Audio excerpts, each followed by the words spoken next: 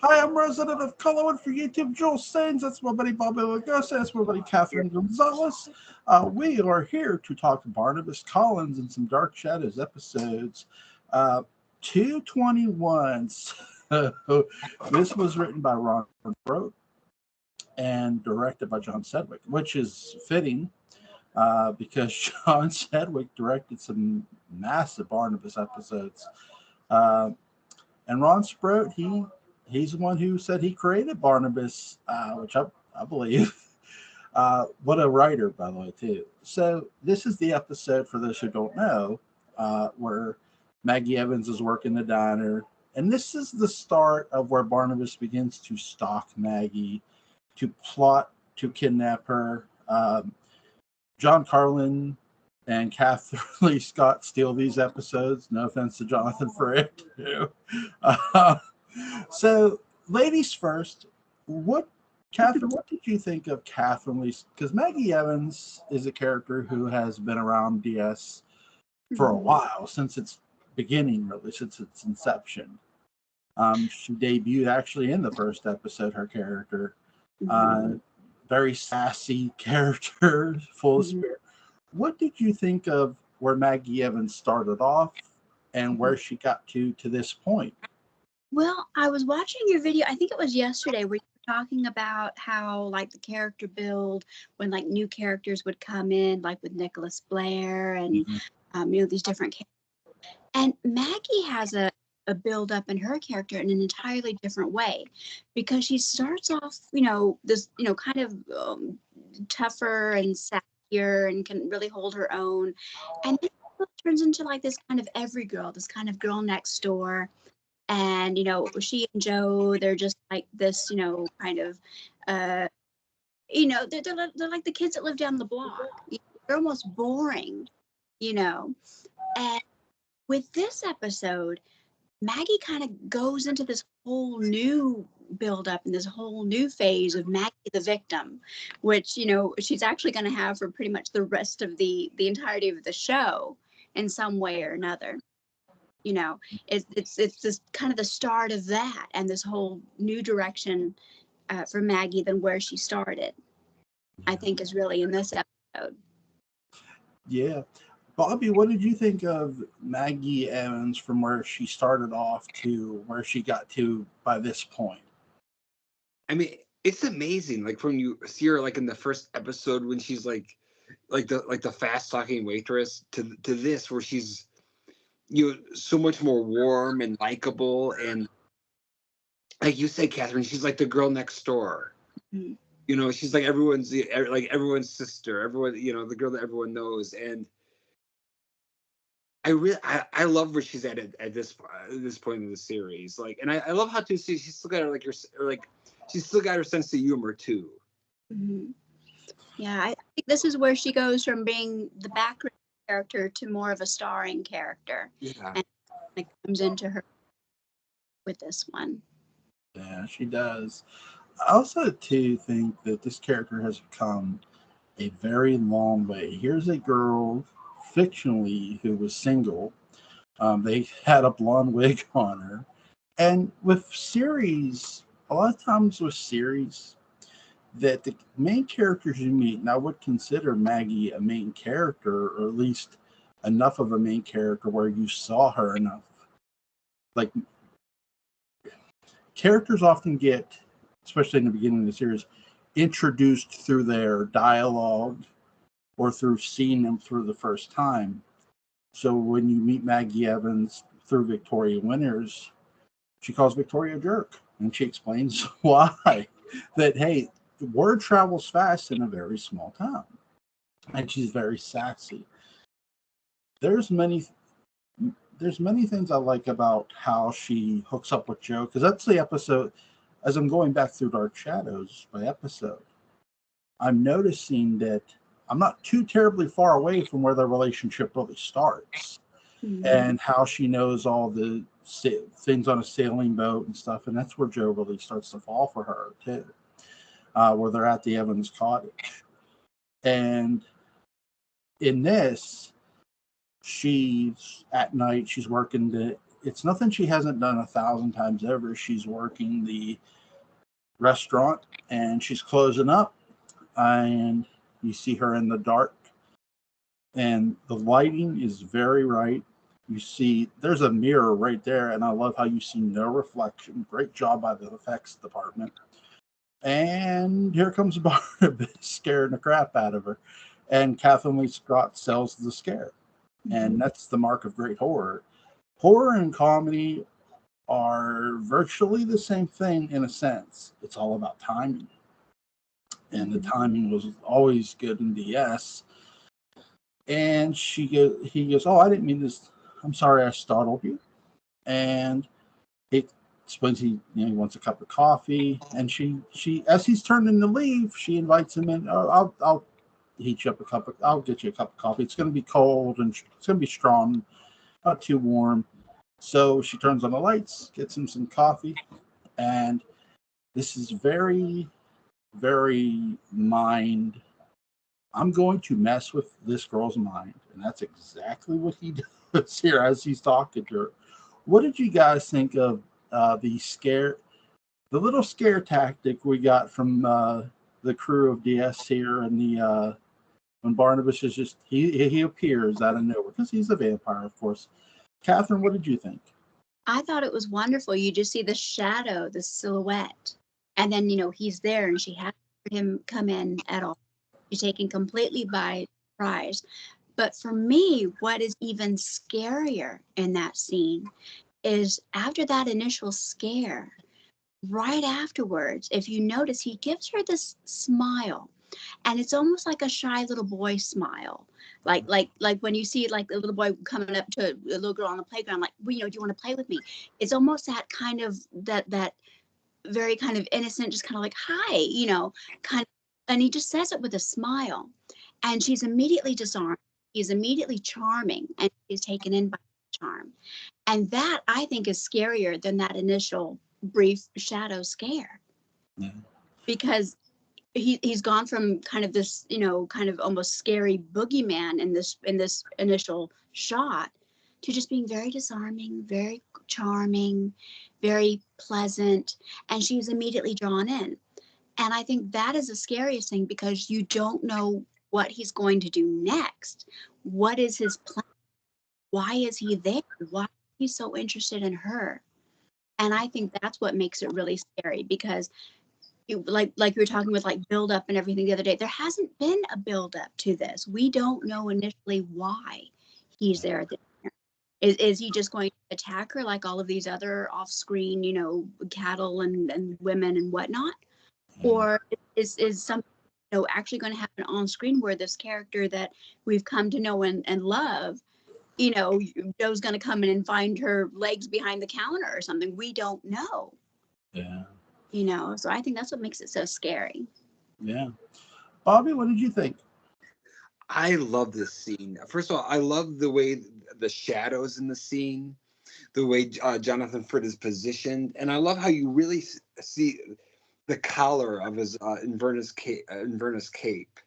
So he's shot very, very Dracula-like, and as Kathrine said, he's very charming and polite, and that's why I love is the contrast in the scene. How we know he's a predator, we know he's a vampire, we know he's a scary character, but Maggie Evans doesn't, and there's no reason that she would think he was. Yeah, and I think too, with this, here's Maggie Evans, because by this point in time, the manslaughter thing was all patched up.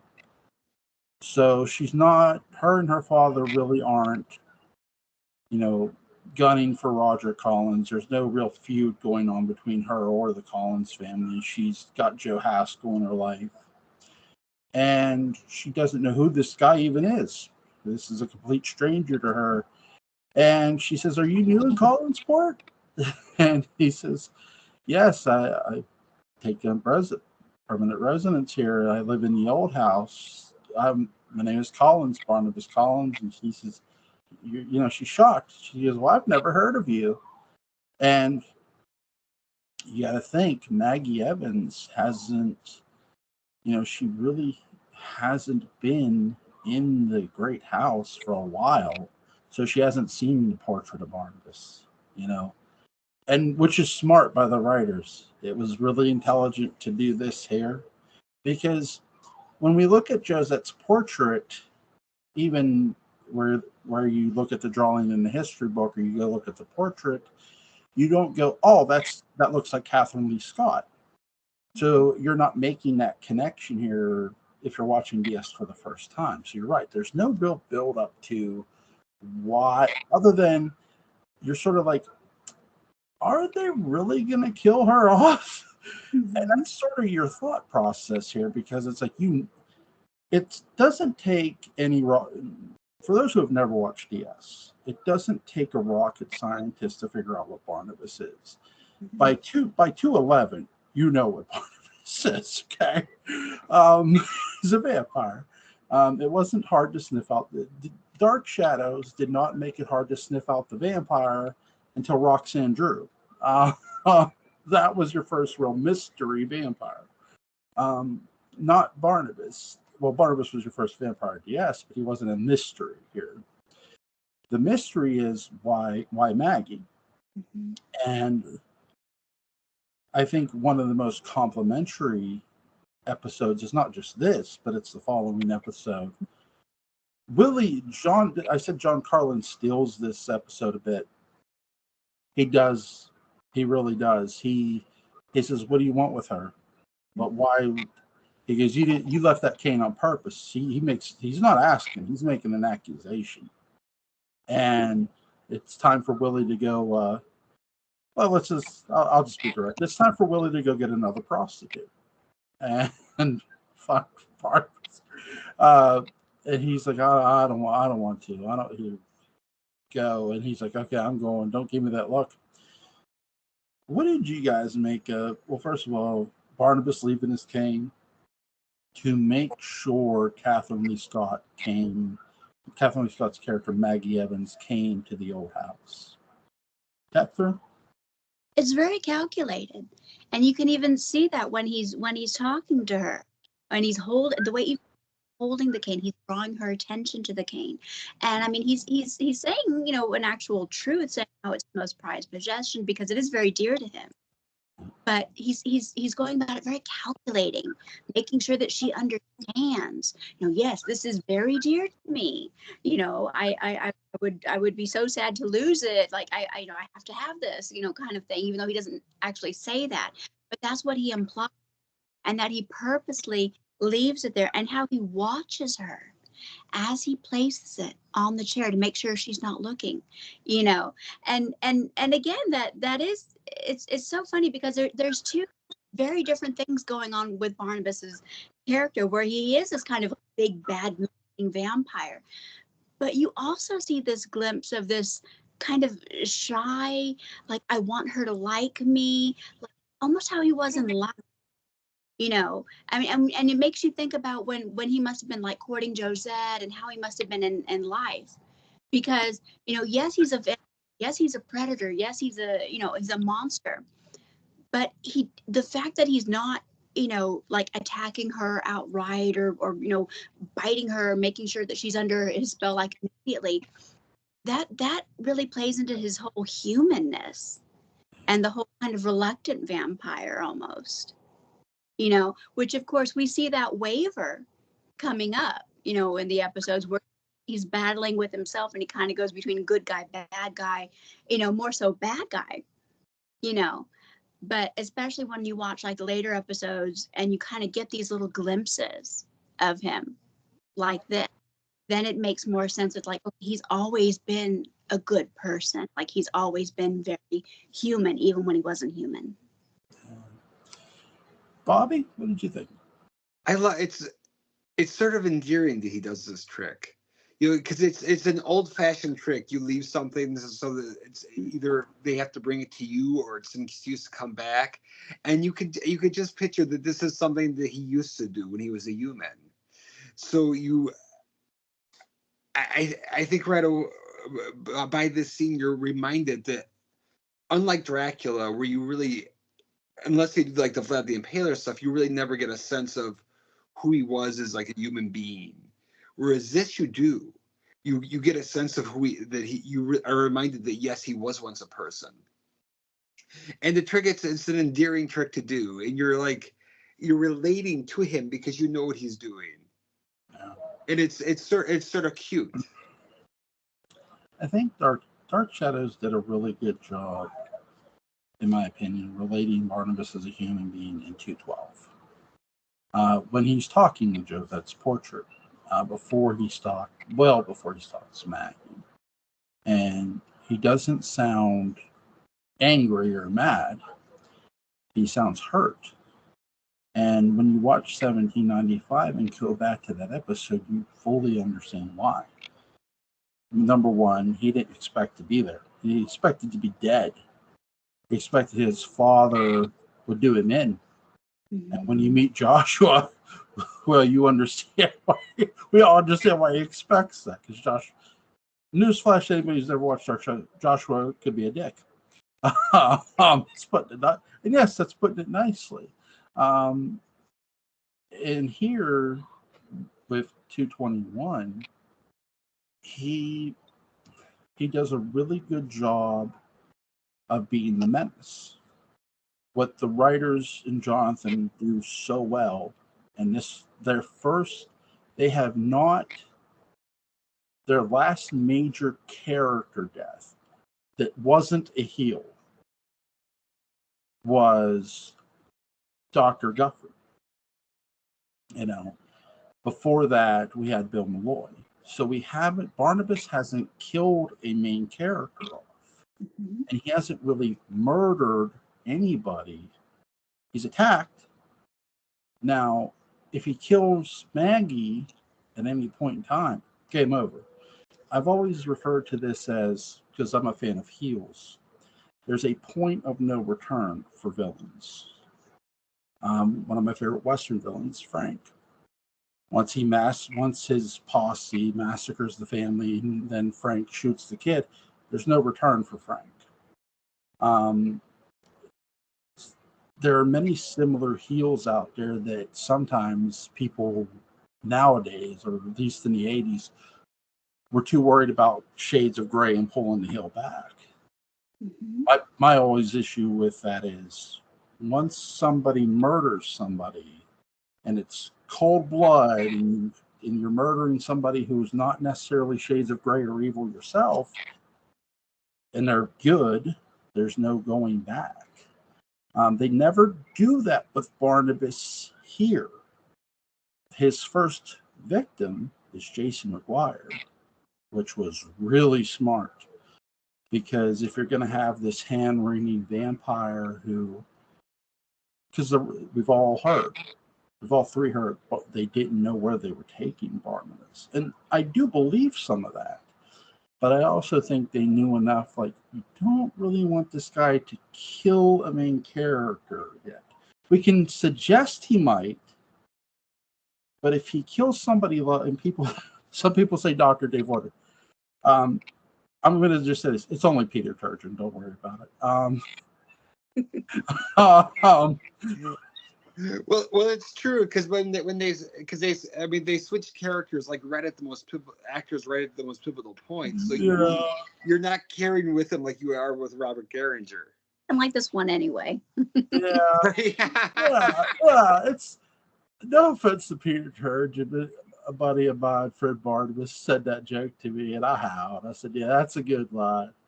I said, "I think if it's Robert Geringer, man, we're having a whole different discussion. We really are."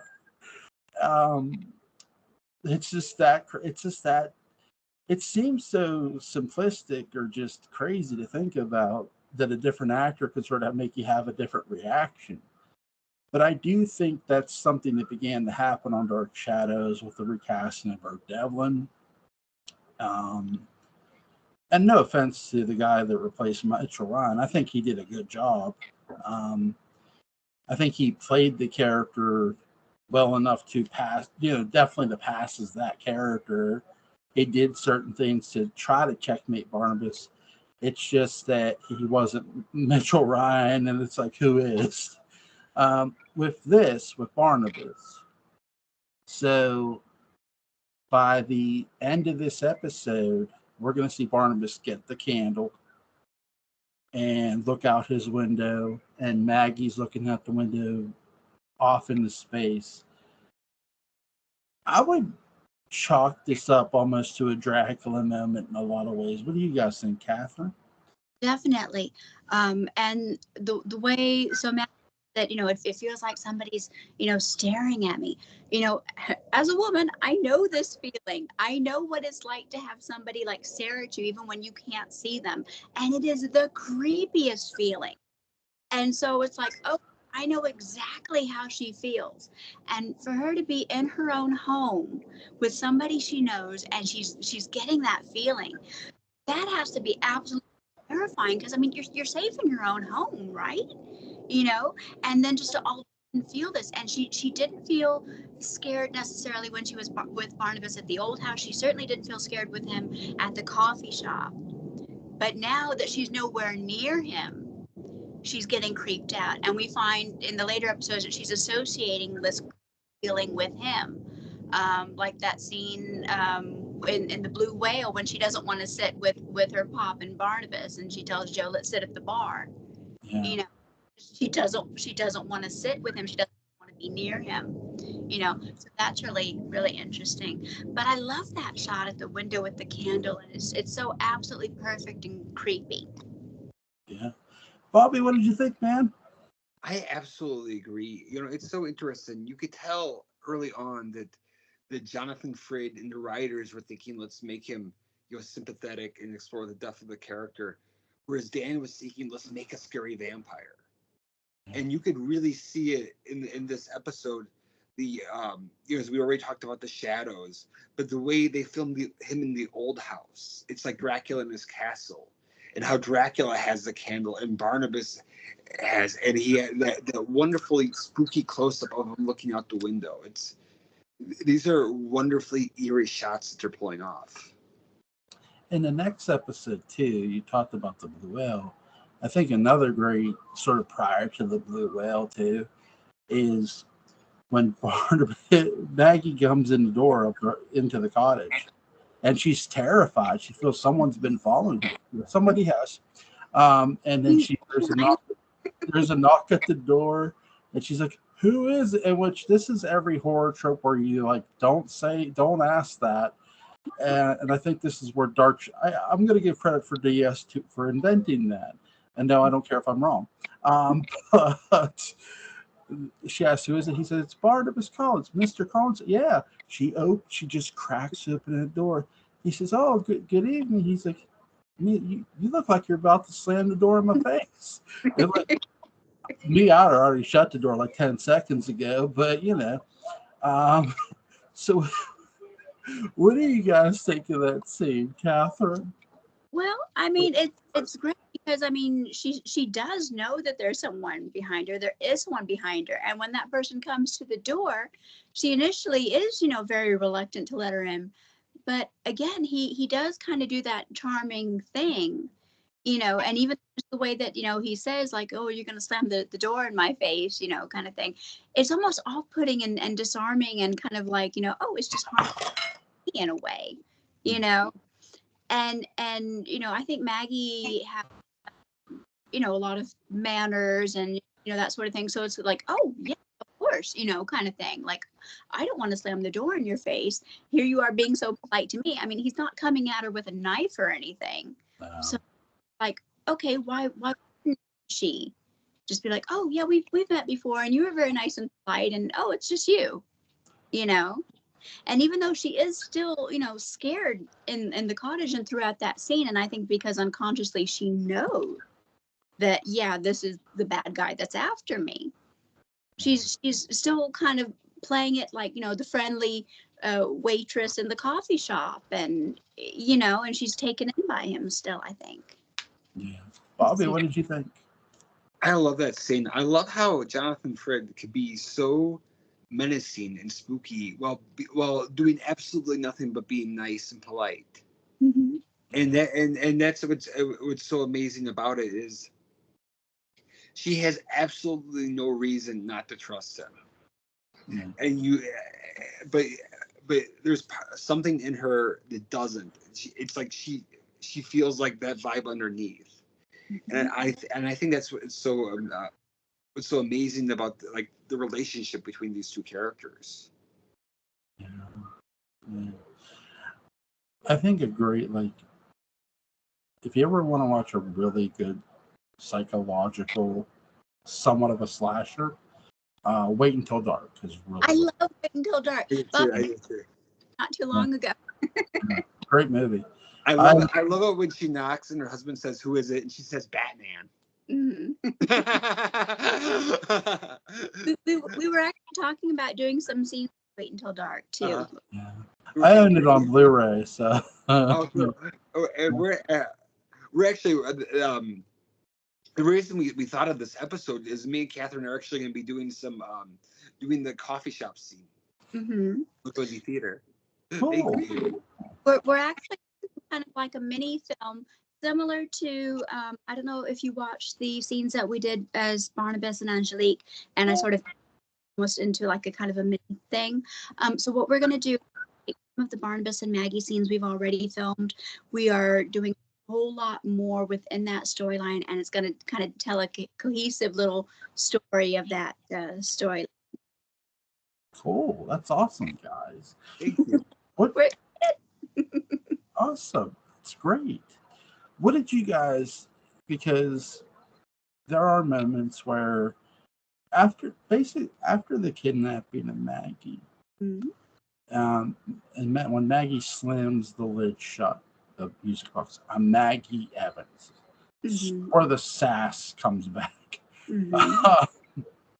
I'd like to think the title will be when the sass strikes again. No, because that was, but it was before Star Wars. So, but with that episode, and that when Barnabas puts Maggie into the cellar, into the jail, and he's basically plotting to kill her. I think right about there's where there's the beginning of, because I do think there was some sympathy for Barnabas at the beginning of his release and stuff like that. But I would say that along those episodes are really the first major sort of, okay, I feel, because Willie Loomis, who Barnabas had no problem beating like a redheaded stepchild for saying anything, Barnabas, Willie is talking to Barnabas about, you can't do this. Here's the thing. Barnabas is listening to this. And you could say maybe it's reminiscent of Ben, and I would agree. But he finally does go down into the basement. Do you think perhaps Willie had somewhat reached Barnabas at all, Kathrine? I do, but I think that was also within Barnabas the whole time. Yeah. I think he was a lot of all bark and no bite. I don't think he ever intended to actually kill Maggie. I agree. He just wanted to frighten her so badly to convince her, because I think that was what he wanted so badly. You know, that is like, okay, well, I'll convince her to do it this way, you know. But I don't think he would have. And even when she escapes, I mean, he knows those tunnels. You know, he basically let her escape. You know, he put on a show of not letting her escape, but he basically let her escape. You know, I don't think that he was ever as villainous a villain as we kind of were led to believe, or that we thought. I don't think that he ever would have actually killed Maggie. I think he possibly would have found another way. But with the whole thing with her coming into play and her mind going and everything, I mean, it's possible that he may have locked her up somewhere eventually. Maybe not even in the old house, but maybe taken her somewhere else. You know, just so his secret wouldn't get out, but so that he wouldn't have to dispose of her or anything. Bobby, what did you think, man? I agree. I feel like with Barnabas, it's it's his head versus his heart. Yeah. Where he like logically the easy solution for him would be to dispose of her, but he doesn't. He really doesn't want to. He really, because he cares about her, and he doesn't really want to destroy her. And I don't know if he would really listen to Willie. Yeah. Because he is as big of a heart as Barnabas is in there. He never really like. Well, I take that back.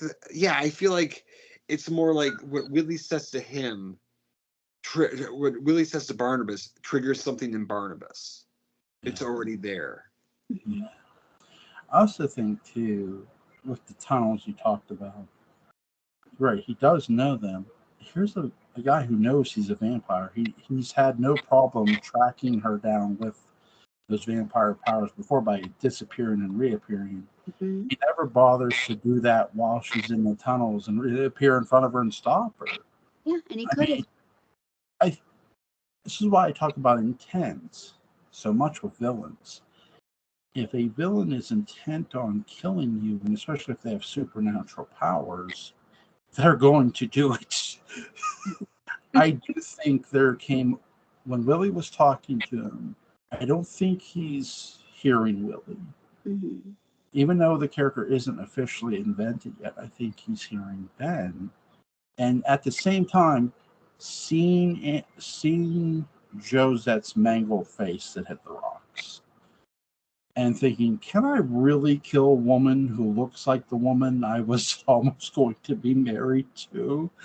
And I do think that thought entered his mind, because one of my favorite episodes after that is when after she escapes, they say, oh, Barnabas visits the hospital. No, and he goes, that's where Dr. Woodard goes, she's dead. And Willie, we killed that girl, Barnabas. And I'm expecting him to take his cane and just go to town. He does not. Willie does not. Or sorry, Barnabas does not at Willie. And I'm thinking, he knows that I cost this girl her life, and he feels badly for it. He feels horrible. And again, I've talked about how there was no build up to Angelique. Mm-hmm. And there wasn't. The only real thing you get is in the mausoleum where there's a wicked woman laughing. That's it. There's no name drop. It's amazing what Dark Shadows did with their characters, and what the actors and actresses did with their roles that were written. They sold like nobody's business. And that's one, again, it's something I'll always appreciate about this series. I know you both do too. What's your favorite? What's one of your maybe favorite three things? You can pick any era or time period for Barnabas. What's maybe your top three maybe Barnabas moments? You go first, Bobby. Oh. Let's see. I love the monologue he gives about Josette jumping off of Widow's Hill. That speech is magnificent. I think you could really it's really shows like what a lot of what Jonathan Frid brought to the character, because no one could rock a monologue like he could. And you feel the pain in his eyes, and you could just picture it happening. And then it sort of is almost like a sequel to that speech is when it actually happens, and you see him calling Josette, and just the agony, in his voice. So that's definitely one of my favorite moments of his. I love the scene. Oh, you want to say I love the scene with him and Jason McGuire too. Yeah. When it's who is more righteous, me or you. Oh yeah. I love the clever one-upmanship of that, and then I always love too when Angelique bites Barnabas when she's a vampire. Yeah. Yeah. Angelique was smoking hot as.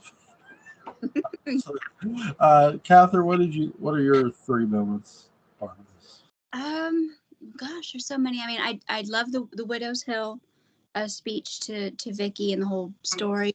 I love that moment at Josette's portrait. When we're talking, these early Barnabas episodes. Where were you?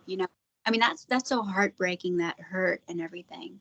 And that moment when he's telling Vicky about the old house, and about how this was this is from here and this is from that, and this was crafted here. I mean, there was a moment very like that when I was at Seaview Terrace, actually, and we were on a tour.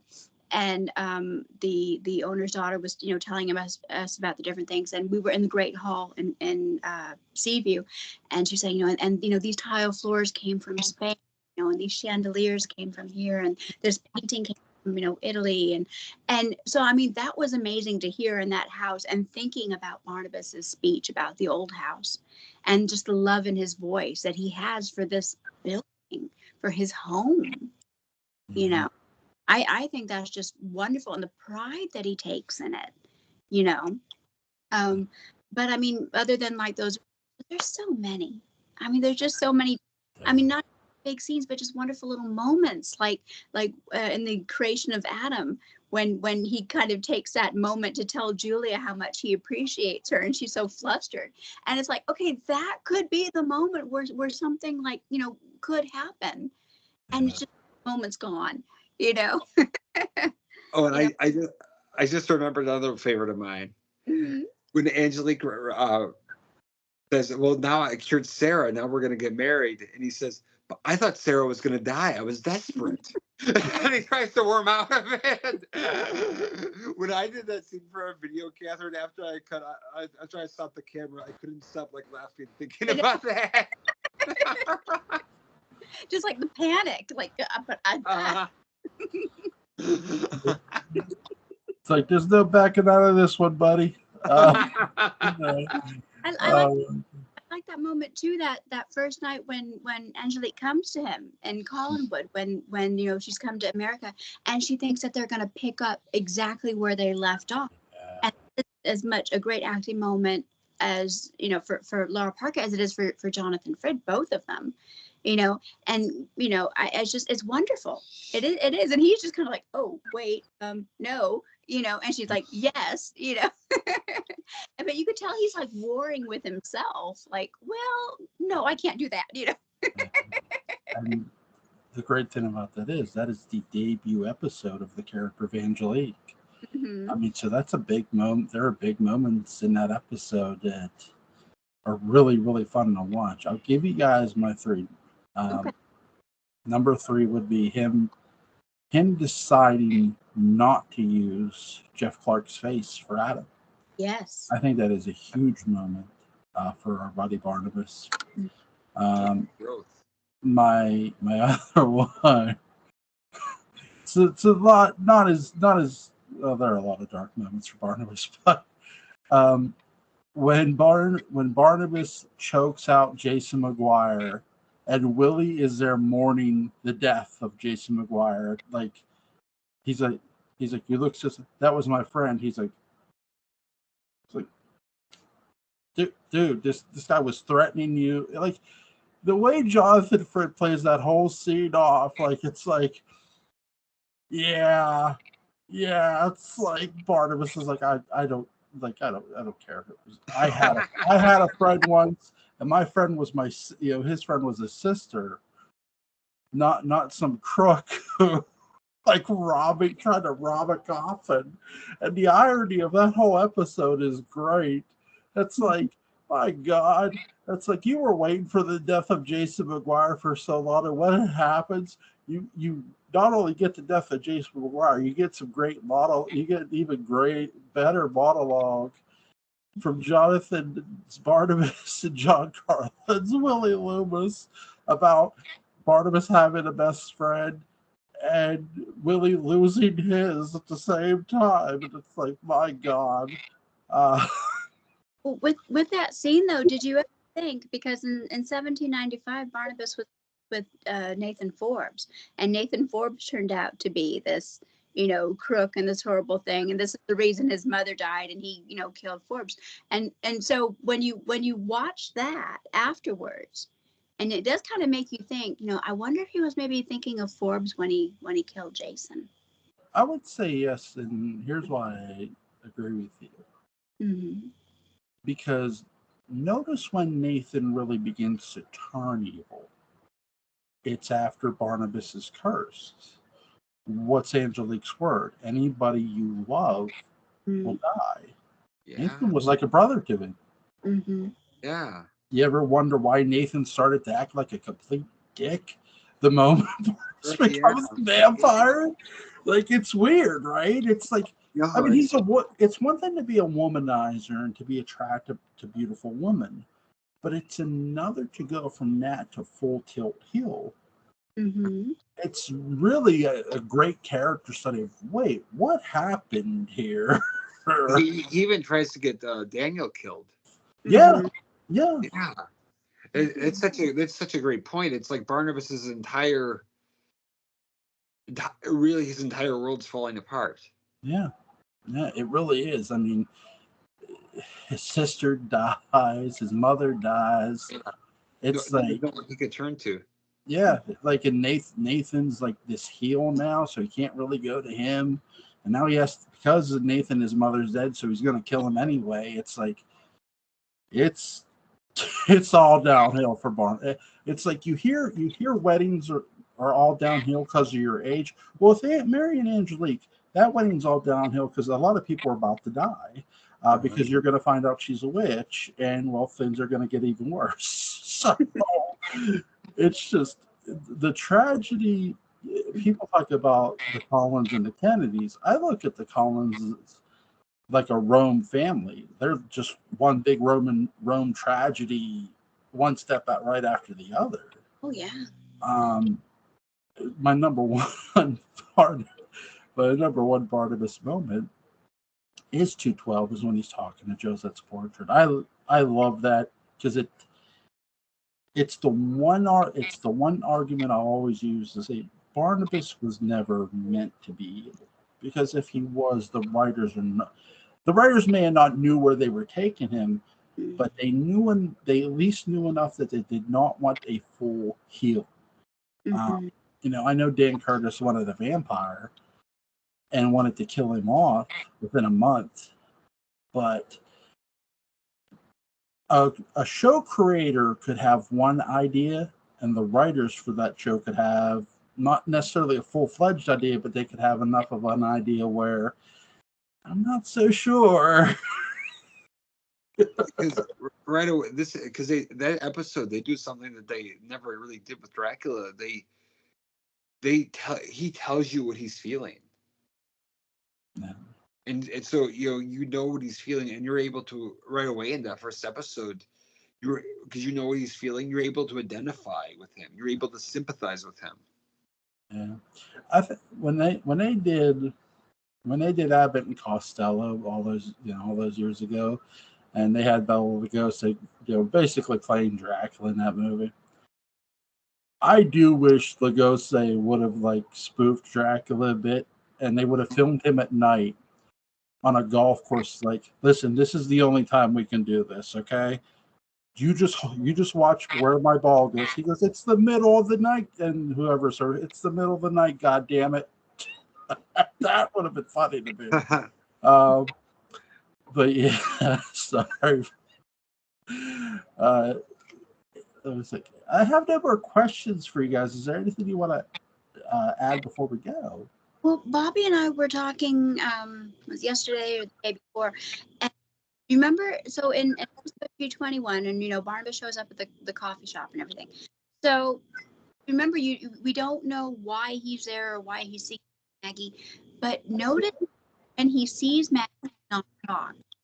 Now, if you saw a doppelganger of the woman you loved, over 100 years later, wouldn't there be some kind of, or some kind of reaction. So what I was thinking is he must have seen her in town or something before, maybe while he was out prowling, and that's when he had his "oh my gosh, she looks like Josette" moment, and that's when he puts a plan into action that we don't see, because how talk about that there's no build up or whatever.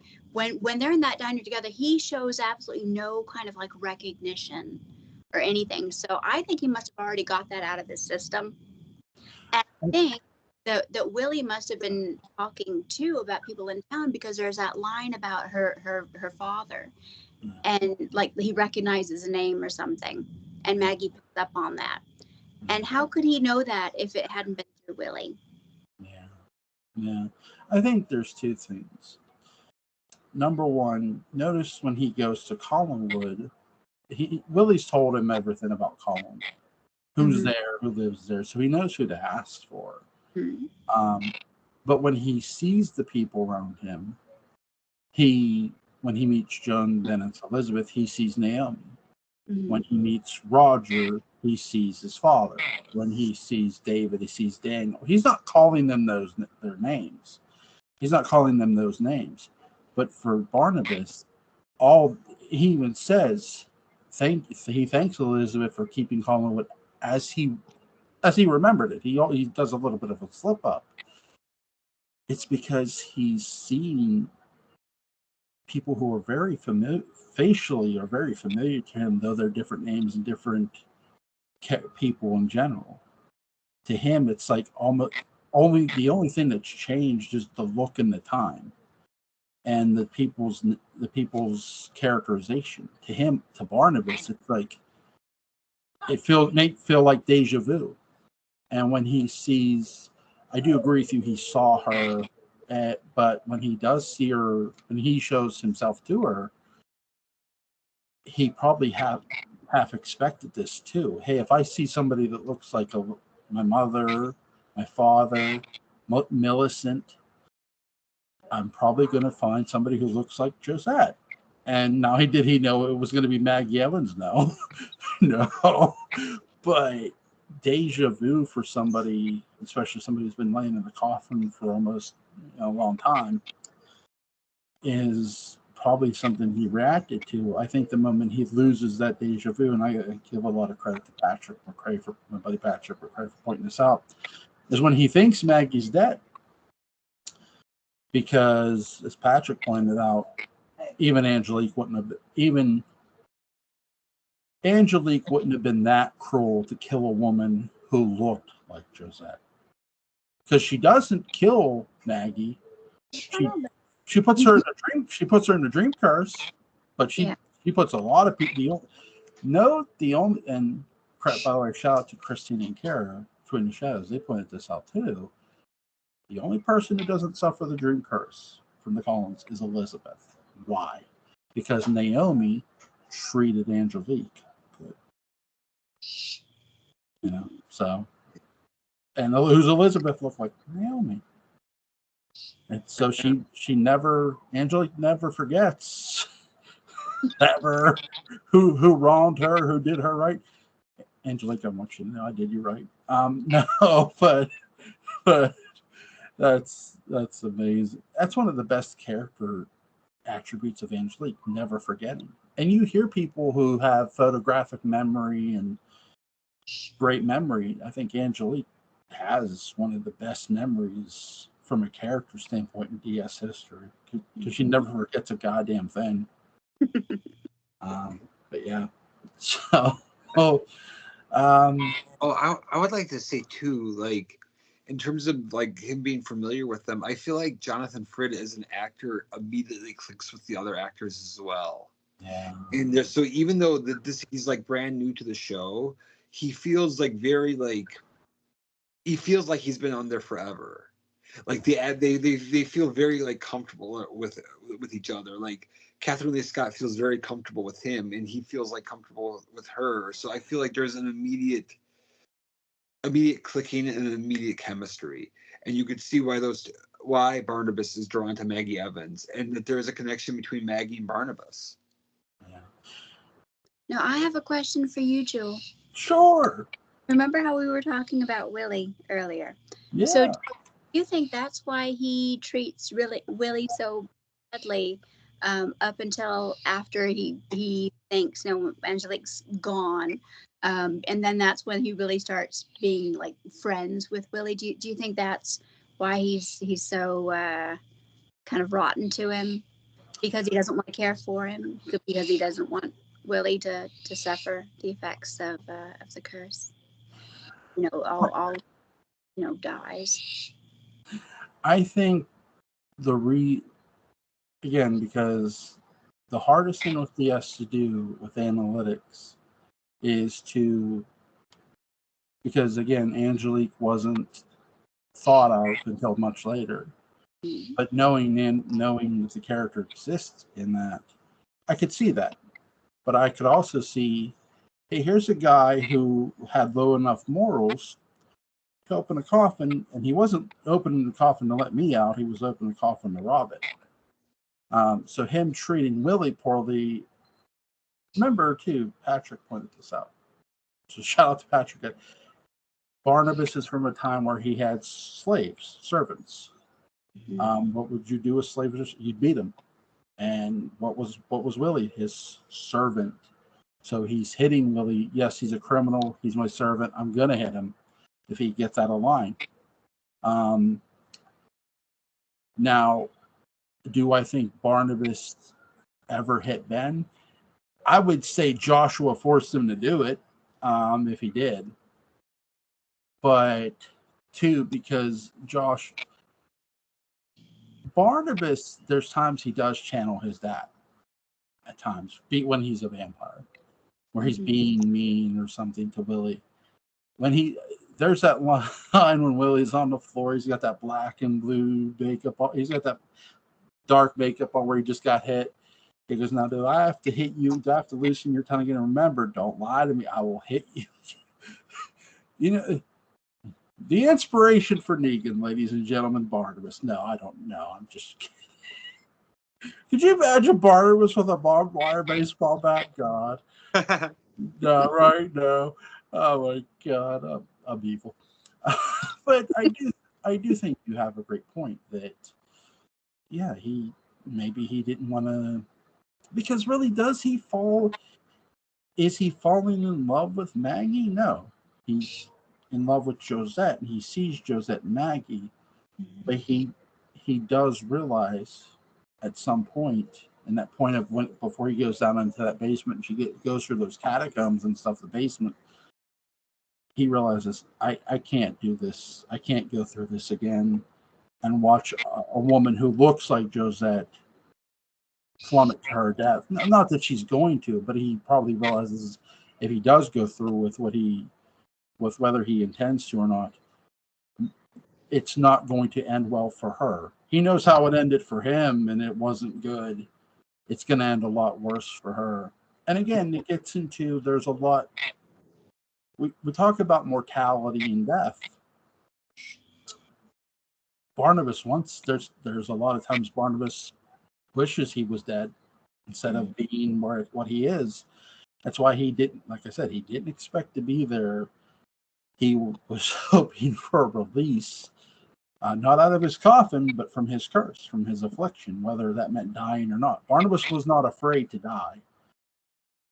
Barnabas was afraid to live throughout eternity and hurt people or affect his lives. We see that in 1795.